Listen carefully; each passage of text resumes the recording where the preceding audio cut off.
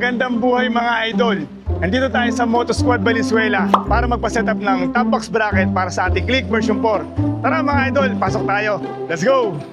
Tara mga idol, pasok tayo dito sa Moto Squad Valenzuela. Ate, bibili ako ng top box bracket ng Click version 4. Meron po kayo? Click version 4, meron tayong dalawang choices sa Click V4. Meron po tayong Ano po? Joe Book. Ito yung tinatawag na limited edition. Alin po dyan?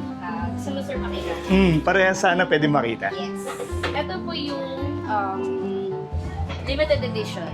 Bakit po limited edition? Meron po kasi siyang numbers. Okay.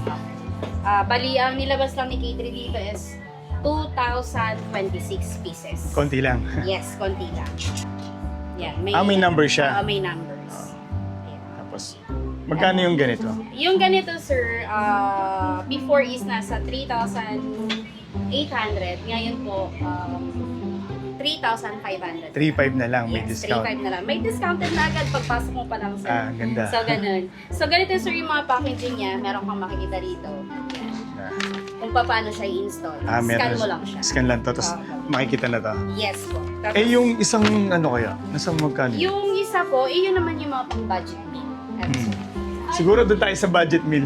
2,250 pesos. Oh, 2,250. Yes. Budget meal nga. Pwede mo makita. Opo, ayan.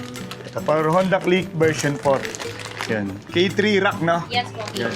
Ang ano nyo rito, puro K3 rack lang. Yung Yes. tapos, kahit anong brand ng motor meron tayo dito. Yes po, meron. Wow, ayos ah. Ayos. Sige. Di patong lang to. Yes po, retain grab bar. Retain grab bar. Ano siya? Baka mataas kaya? Yung parang Oo. Hindi sir. Hindi naman. Pantay lang siya. Yes po, Yun. pantay lang. Siguro, bili ko na lang itong budget meal na K3 rack version 4. K3B4. K3 B4. Yes po. Stainless na din to sir, yung mga bolts niya. Sige. Pwede nga, ano yan? Pwede mong pakabit? Oh, pwede sir. Sige, Pre-install ba tayo? Oh, pre-installation. Yan, pre-installation para tayo. sa'yo. Ayan. Para sa akin lang, paano sa iba? Syempre, free pa din. Free sa lahat? Yes. Okay.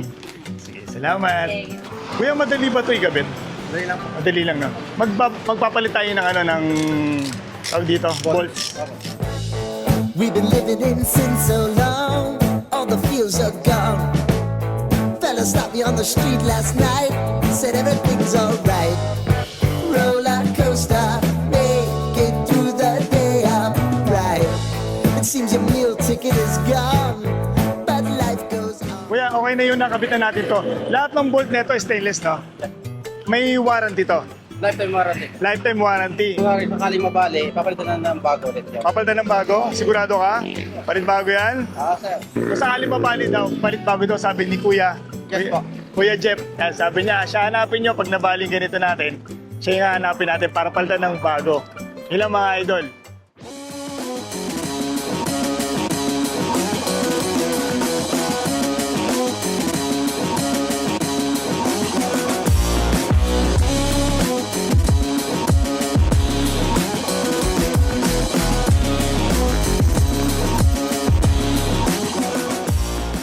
Ginabit natin sa ating Click version 4, yung top box bracket natin, hindi siya mataas, halos half inch lang yung tinaas niya. Goods na gusto ng ating top box bracket.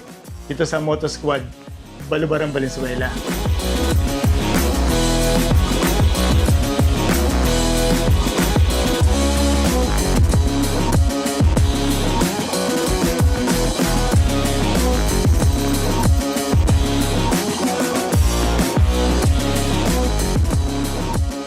Yun mga idol, na-set up na natin ang ating top box bracket para sa ating Click version 4.